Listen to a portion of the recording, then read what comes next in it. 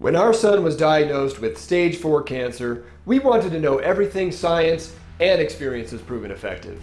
What we found was a lot more than we were shown at the hospital. With so many highly educated, seasoned professionals operating outside the bounds of conventional medicine, it just didn't make sense to limit ourselves when the stakes were that high. This approach paid off, and now we're bringing the information to you.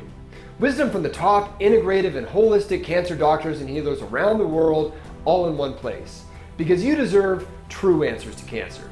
It's time for a revolution against one-size-fits-all medicine, a revolution that takes us back around to the old ways of healing and forward to the new. That revolution starts right here. When it comes to reversing or preventing cancer, this is where you come for the best of the best. I'm Ryan Sternagel of the Stern Method, and this is the Anti-Cancer Revolution. Hey there, it's Ryan, and this episode is highlights from our Going Integrative Plus community calls, where real people get to ask the top holistic cancer doctors in the world anything they want each and every week. Stick around at the end to find out how to be on these calls asking the questions yourself, but in the meantime, enjoy and take something you can use right now from the show. My name is Dr. Tony Jimenez. I am a medical doctor and a naturopath, and I founded Hope for Cancer treatment centers in Tijuana, Mexico 20 years ago. It'll be 20 years this July. And we currently have two treatment centers, one in Tijuana, Mexico, and then the second one in Cancun. That one we founded in the year 2005. And we do have a satellite clinic in Thailand and another one in Barranquilla, Colombia. And that goes back to my history. I was born in Colombia, South America, and I grew up in New Jersey. I did my undergrad in Dallas, Texas, and then I did my medical training in Guadalajara, Mexico. And it's been quite a journey. I've been in integrative field now for over 30 years. And recently, a few months ago, I came out with my first book that you see here in front of you, Hope for Cancer: 7 Principles to Remove Fear and Empower Your Healing Journey. So this is pretty much a reference book. It's a lot of work, a lot of experience, some patient stories, and it's a good book to read thoroughly once and then use as a reference, and we've been doing good.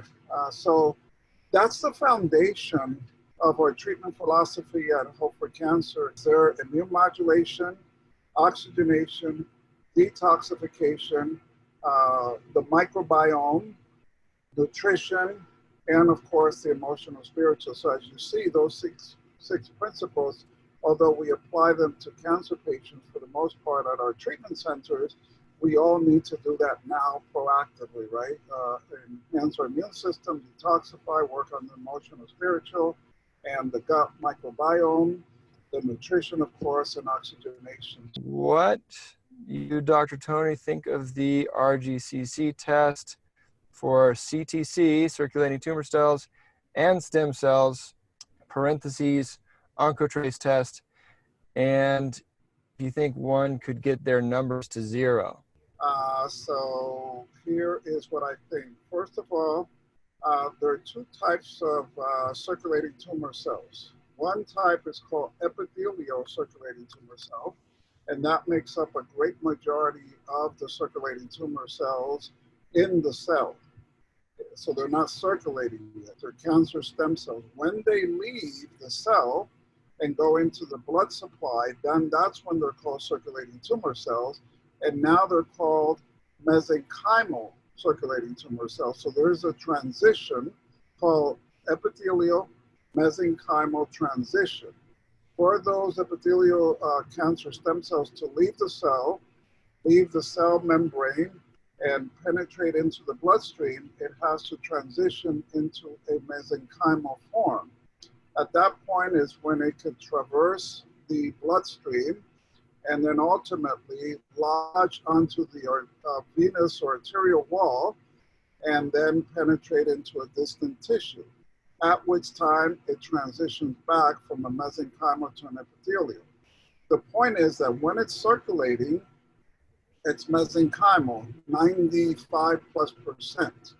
There is a small amount of epithelial circulating tumor cells, but that's 1, 2, at most 5%. All lab tests that exist, including RGCC, that are measuring circulating tumor cells, they're only able, that's what the technology is now, only able to detect the epithelial variant. And so it's missing a lot of the mesenchymal. It does give one an idea, but it is not a test that you could, validate that, yeah, this is the number of circulating tumor cells, because they cannot detect the mesenchymal variant, which is the majority of them. For now, the blood tests like RGCC and others are, not very accurate. With respect to using RGCC to screen to see if we're biocompatible with certain nutrients or what chemos to give, I have a hang up on that, Ryan and Karen, because we take the blood, we send it 3,000, 4,000 miles away in a test tube or in several test tubes to a lab in Greece, and then under a microscope or using machinery, they test to see if curcumin, if vitamin C, if Taxol, if cisplatin, whatever they're testing, all these that they're testing, and see if it kills certain percentage of cancer cells, or what percentage of benefit it has. And so then they send the report, send it back 3,000, 4,000, 5,000 miles. Then the doctor uses that to help the patient decide what chemo and what nutraceuticals. But remember, the body is a dynamic system, always in flux, always in change. There's endocrine system, there's immune system, there's digestives, there's metabolism, all this. That's not taken into account in a lab, in a test tube. So I wish that the correlation of what happens in a petri dish in the lab reflects what happens in a human body, but unfortunately it doesn't. I wish it did. And so, in my experience, if this was so accurate, I would do this to all my patients, and maybe you're never gonna get 100%, but if you get 70%, 80% of success based on a test like this, I would be thrilled, but that's not so.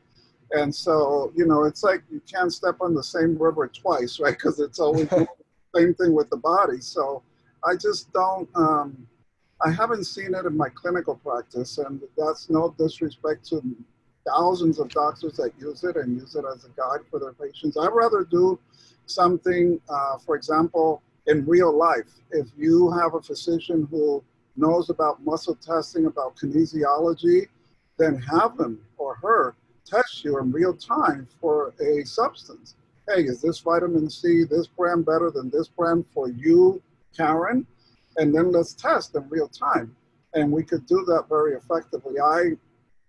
In my work and my clinical experience, I'd rather do that. And my doctors at both clinics, they do muscle testing, and they're medical doctors. So that's how we decide oftentimes, what the patient needs at that moment. And that could be different in a week or 2 weeks or 3 weeks. So we need to adjust things. Yeah, Ryan, it's a beautiful field. We know that, from creation, there's light and there's sound, right? There was the word and then there was the light. And we use energy to test. We use PET scans, MRI, CAT scans, ultrasound, EKG, electroencephalogram to diagnose. But when we use energy to treat, then they say we're quacks. But I have over 25 years experience using sound and laser. Fortunately, now in the last few years, there's been a big advancement in the use of lasers. We could use it intravenously. We could use it at trigger points. We could use it at acupuncture points.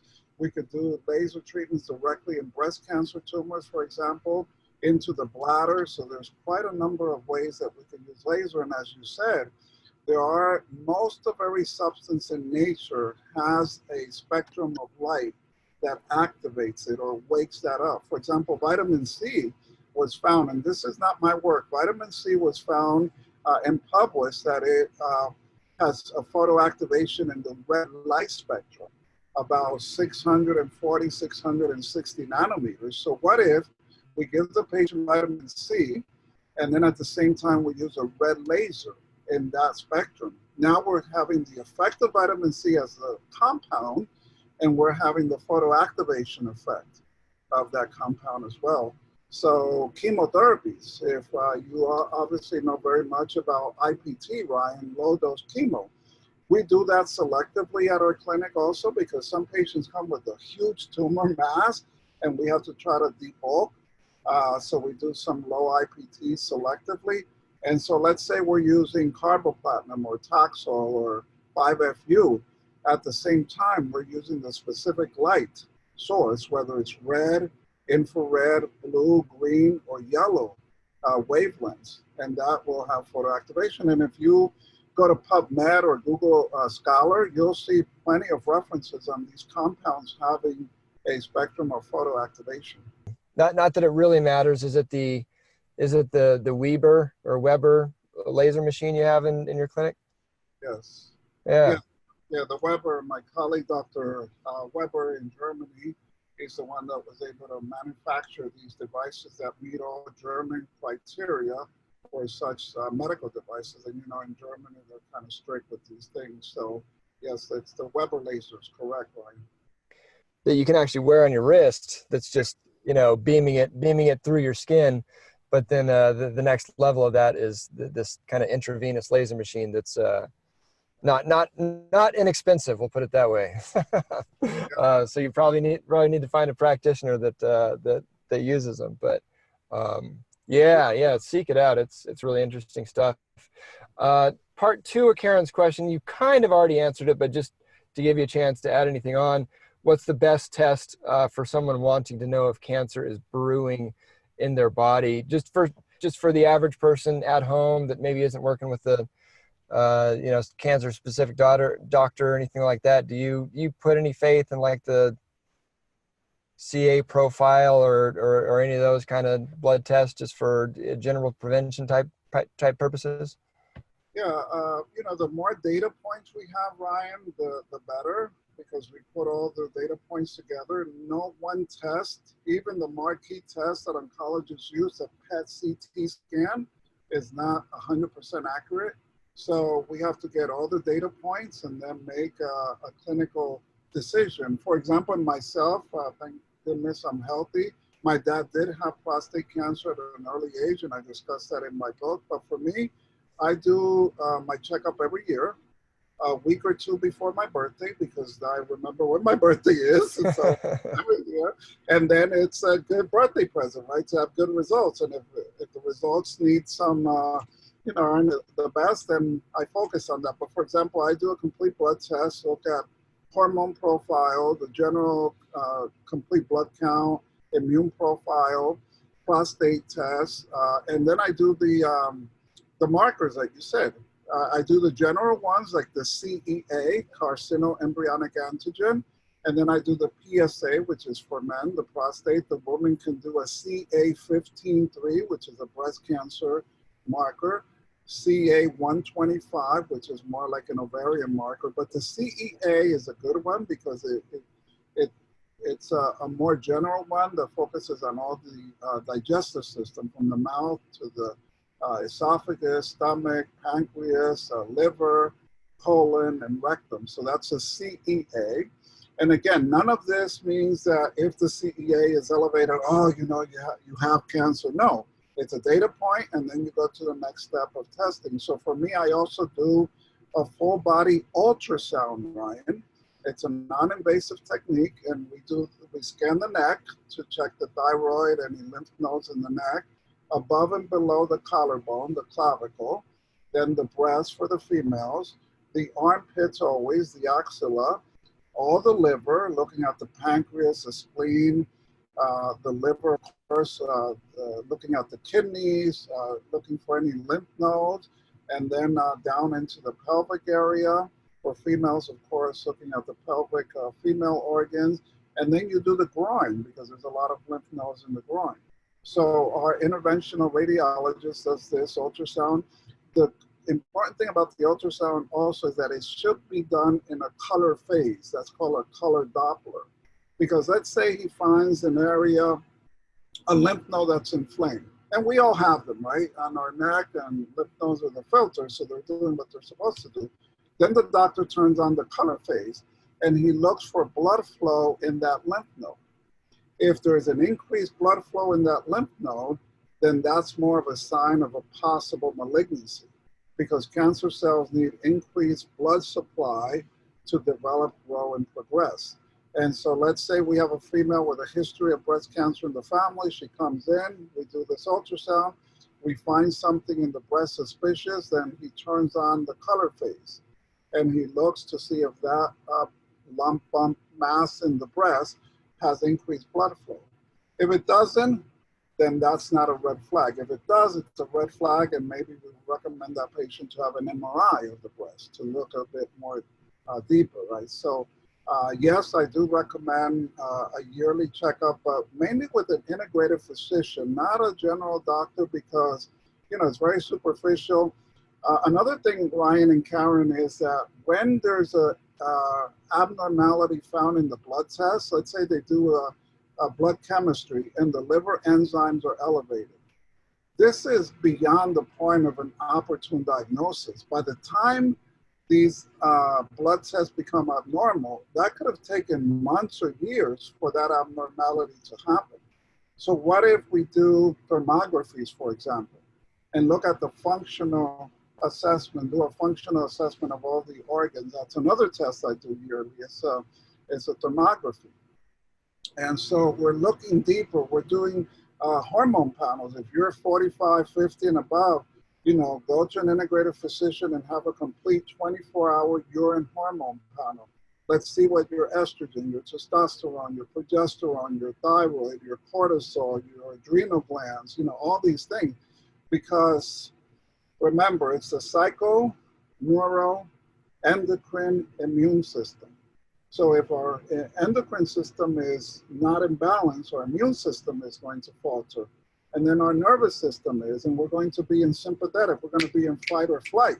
And so all these systems must be in balance. This is why it's very important. And nowadays, in our clinical experience, about 60 to 70% of our patients have thyroid dysfunction. It's just becoming so rampant now, you know, so we have to check the thyroid. And doing a blood test and saying, oh, the thyroid function test is normal, that's not all of it. It's you have to do a 24-hour urine test. And the best place to do this is in Meridian Valley Lab with Dr. Jonathan Wright up in the Seattle area.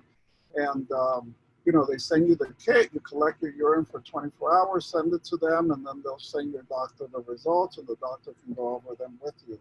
So that's 24-hour urine test for both male and female, 45, 50 and above. And especially if they have cancer, you know, this is, in my opinion, a must. And then it's about balancing these hormones and getting them into regulation, right? It's not about blocking hormones, because, you know, Ryan, in cancer, breast cancer, they want to block your estrogens, right? They want to, you know, castrate the men with Lupron and all that. It's not, that's not where the long-term answer is. It's about balancing, because some of these estrogens are protective against cancer, and you don't want to block those. Do you use mistletoe in your clinics, Dr. Tony? Yes, mistletoe. Actually, I was just communicating with Dr. Sandeep in India. He has a clinic in India, and he's one of the foremost authorities on mistletoe, and he's a good friend of mine. He's a medical doctor. His clinic only does mistletoe. They don't do anything else. Maybe they tell him a bit about nutrition and so forth. But Dr. Sandeep and I were discussing this. Yes, I've used mistletoe for years. Remember, mistletoe does has three main benefits. One is to enhance and upregulate the immune system. Secondly is to improve quality of life. So those patients that are tired, fatigued, depressed, their quality of life just improves tremendously. And some of this, you know, we don't know exactly why, but it's those good side effects, right? And then thirdly is it decreases the metastatic potential, decreases the risk of metastasis, and slows down or stops metastasis. There's over 7,000 publications on mistletoe, well studied. the protocol that we use, especially because 92% of our patients that come to all for cancer treatment centers are stage 4, meaning that, you know, they failed all conventional therapy, or at the time they were diagnosed, they told them there's nothing to do. So interviews and programs like yours, Ryan, what we want is to educate people that, you know, there are options, and why not seek help when you're initially diagnosed, or if you decided to do chemo or radiation after or during the chemo. You know, we have to work together, have an integrative system, because of course chemo and radiation as we all know, many downsides. So with the mistletoe, for our patients, we do 10 days intravenous, 10 consecutive days intravenous mistletoe. And then after that, we continue subcutaneous under the skin, either in the arm, abdomen. Usually we like to do a subcutaneous close to the area of cancer. So if someone has cancer in the liver, for example, metastasis or primary cancer of the liver, we do the subcutaneous injections right on the upper right quadrant. So right, you know, in that liver area. If it's the breast, then we do it around the breast area, never into the tumor. And then patients continue that treatment at home. They learn how to self-inject under the skin, and it's a wonderful therapy, well tolerated. It combines well with chemo, radiation, and then of course there's different types of mistletoe, and based on the type of cancer, we elect the specific mistletoe, whether it's from the pine tree, the oak tree, or the apple tree. So there's there's a variant to the type of mistletoe, and all this has been studied excessively well in Germany, and we have a lot of experience with the use of mistletoe. Elaine wanted to know, did Dr. Jimenez suggest using natural hormone blocking for breast cancer? HR positive pharmaceutical hormone blockers seem to work, but are so hard on the body and don't seem like a long-term solution. Right. So in this case, H2, HR positive, this is a different type of receptor site, right? This is a different type of receptor site, and the drug for that is Herceptin. So there are two types of cancers. There are the smart cancers and the stupid cancers. The stupid cancers are only about 1% of all cancers, sort of like the chronic myelogenous leukemias, some testicular cancers. But 99+% of cancers are smart cancers. What do I mean by that? If you could see me, if this is your, my hand is the cancer cell, and it has receptors. See, my finger is coming out of my hand. These are called driver mutations. This is what drives the cancer to resist treatment, whatever treatment it is, and also to have metastatic potential. And so smart cancers have many driver mutations. Stupid cancers may have one. So we use a targeted therapy, and we block that receptor site, and the cancer goes away. But smart cancers have multiple driver mutations. So even if we block one or we block the other, you still have other driver mutations. And this has been greatly worked on by Stanford University. And he was the former head of the American Cancer Society. And he's one of my acquaintances that we work, somewhat together, specifically when I go to some of the workshops at Harvard, working on this mutation. So to get to the point, if you block the HER2 receptor, there are other receptors. So sometimes when it's an aggressive cancer, HER2 positive, we want to use Herceptin temporarily to slow down the train, if you will. As she said, it seems to have long-term solution. It's not a long-term solution. So when a patient comes to us using Herceptin, or sometimes we add it when it's a very aggressive cancer, a short-term, kind of to put the brakes on a little bit from that one receptor. But the end of it all is work holistically. And it's not about, as I said earlier, it's not about blocking the receptors, HER2, you know, the ER, the PR, the estrogen, and the progesterone. It's about balancing them. And that's where we're going to get long-term results.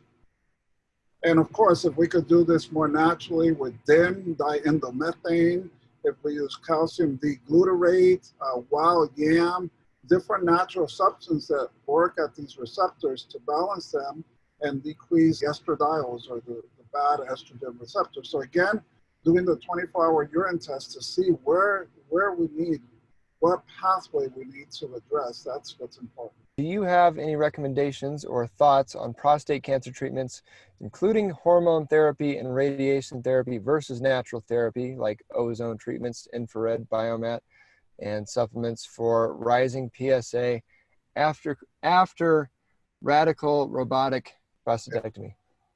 Yeah, you know, the interesting thing about this question and the general sense of the question is that very seldom can you cut cancer away.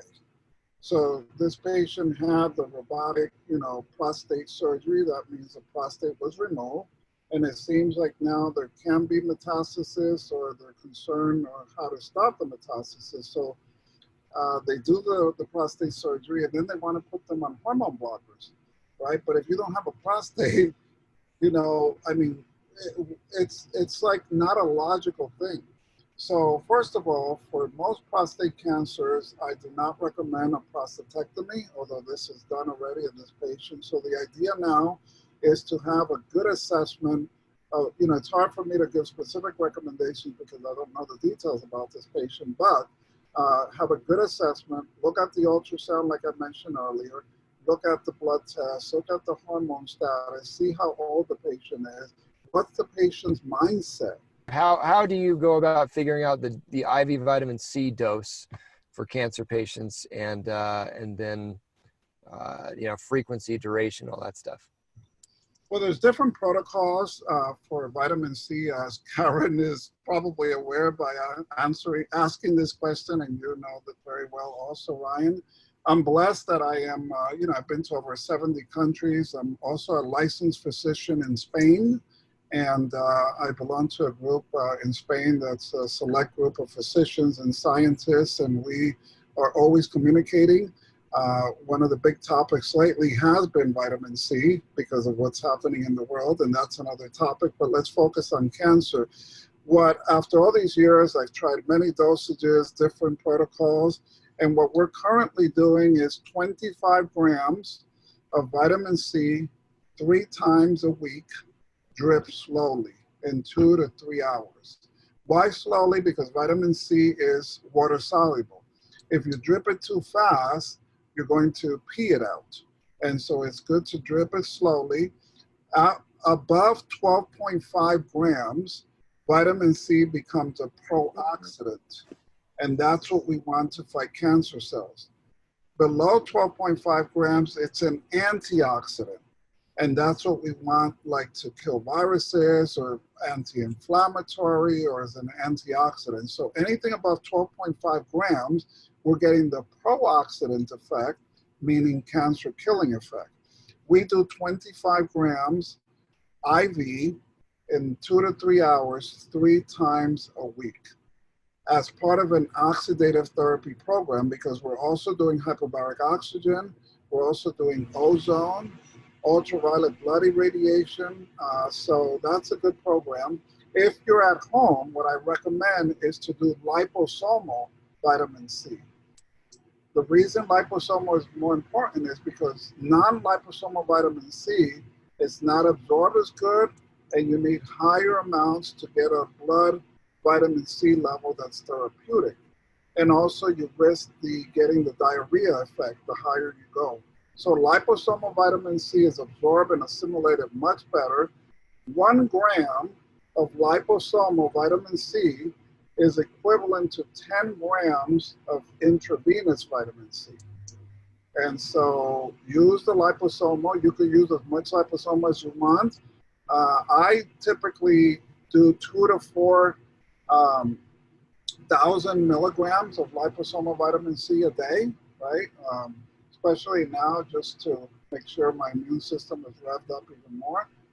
So So that's, yeah, I've done 75 grams, I've done 100 grams. I worked with Dr. Tom Levy years ago, who's part of the Reardon group that, focuses a lot on vitamin C. So this is the dose that I've seen works across the board. And remember, there isn't a magic bullet for cancer. Vitamin C is an important component and should be included in almost every patient with cancer as part of a holistic integrative approach. And I say almost all because there's like 1 in 50,000 people that can't metabolize vitamin C. Can you ask him if he uses low-dose naltrexone, and if so, if he pulses it or encourages patients to take it nightly, and what dose he considers optimal for cancer? Parentheses, generally 4.5 milligrams or less, question mark. Yeah, yeah. We use low-dose naltrexone selectively, especially for those patients that have low appetite in addition to the cancer, because we find that it stimulates the appetite as well. And you know that nutrition is key, right? If we're going to heal from anything, we need to eat and have a good appetite. That includes the mindset and all that. So 4.5 is the standard. I think that most everything should be pulsed, even nutrition. And our recommendation at Hope for Cancer is like every 3 to 4 months, you slightly vary and rotate your nutrition. And notice I'm not calling it diet, right? Because when someone says, oh, you have to follow this diet, it's like, oh, I don't want to. It's a nutrition program. It's a lifestyle. It's a way of life, right? So we pulse even the nutrition every 3 to 4 months. There's some evidence, both clinically and in the lab, that cancer cells adapt to certain phytochemicals, for example, polyphenols, bioflavonoids, or whatever you find in that specific food source. So it's good to slightly rotate your nutrition plan every 3 to 4 months. And the same thing with supplementation. But give it 3 months, at a nice synergistic combination of supplements. The same thing with naltrexone. I will pulse it even sooner than 3 months, maybe every couple weeks, right? You pulse it a bit differently. And remember, there aren't protocols, there are patients. And so that's what's important. So standardizing protocols, that's a time past. Now we have to individualize therapies and programs for patients the best we can, right? And it's a two-way street.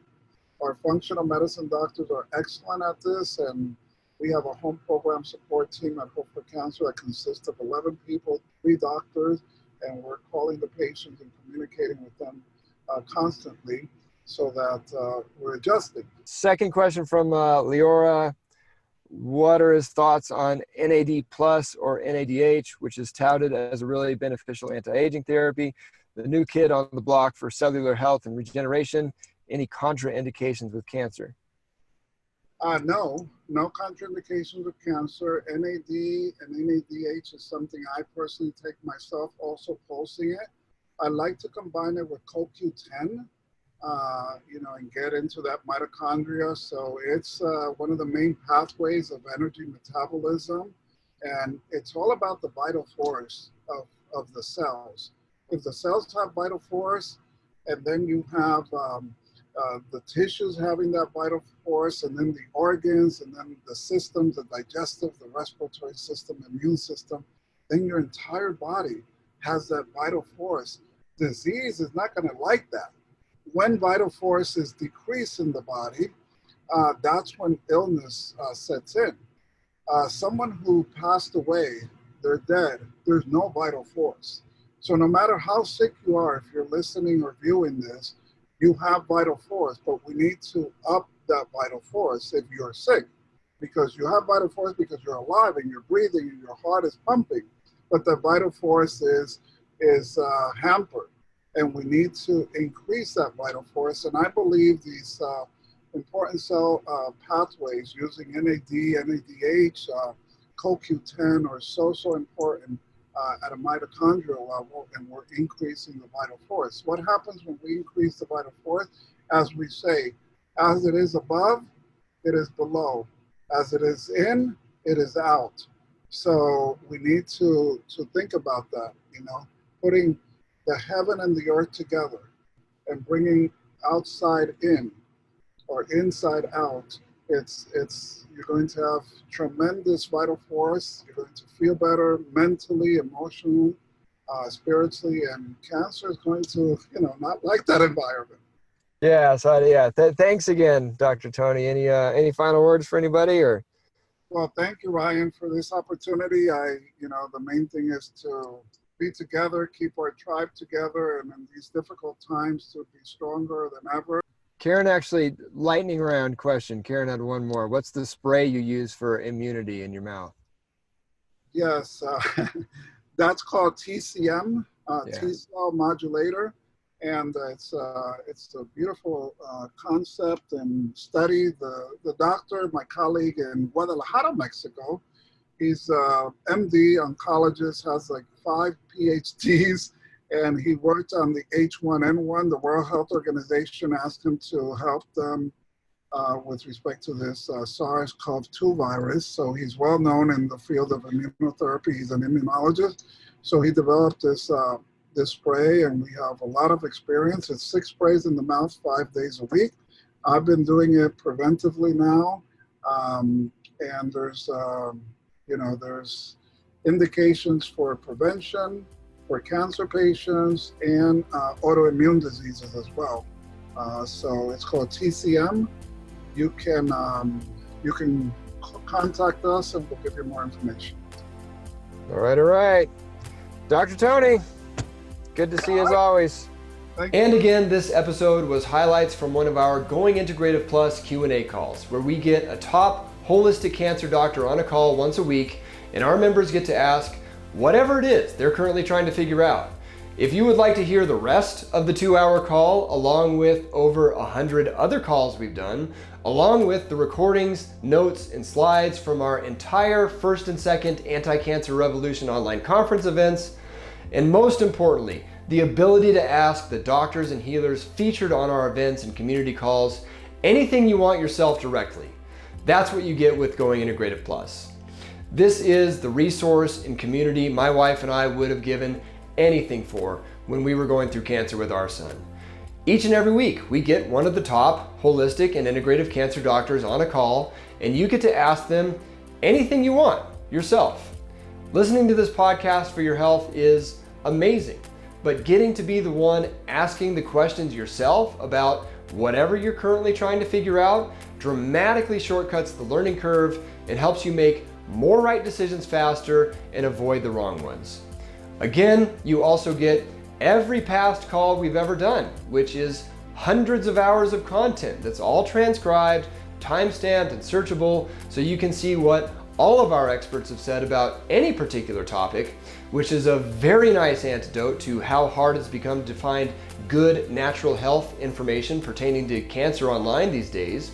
Huge discounts on all of our favorite supplements and devices, and maybe most importantly, a great community of people who are all on the same page with holistic healing. It is the absolute most valuable thing for someone serious about either preventing or reversing cancer we could imagine, which is why we made it. You can check it all out and become a part of it at goingintegrativeplus.com if you feel like this would be a helpful thing for you. And always remember, if you are going through cancer or anything else you'd rather not be, just keep going. God bless and Godspeed, and we'll see you on the next one.